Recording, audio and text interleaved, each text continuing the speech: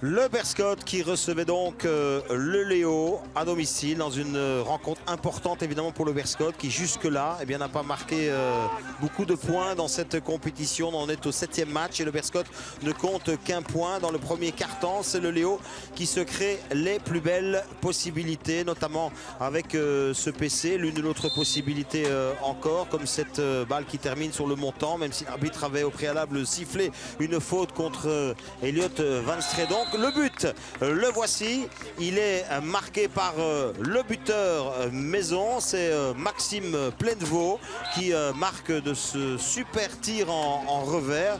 Et puis des chances de l'autre côté, il y en a eu parce que le Berscott est évidemment resté également dans la rencontre, notamment sur cette tentative ici de Pérez, je pense.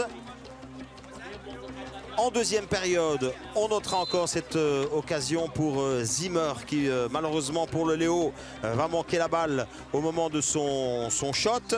Une possibilité encore ici et du danger dans le cercle devant Van Resselberg. La petite tentative de déviation de Verdussen, mais c'est surtout la fin de match qui a été absolument incroyable avec cette tentative d'Arthur Haché. Et puis comme dans les beaux thrillers, c'est 0-1 et il va y avoir CPC tout en fin de rencontre.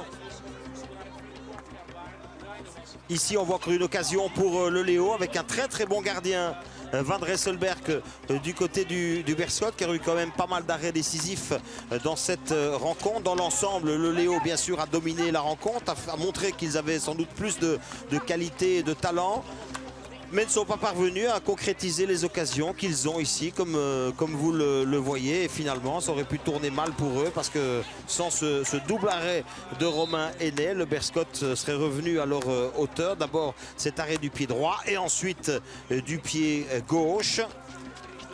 Et puis sur ce dernier PC, on va voir le sauvetage absolument incroyable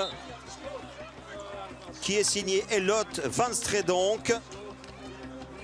Le Berscott s'incline à nouveau à domicile et le Léo remporte 3 points importants.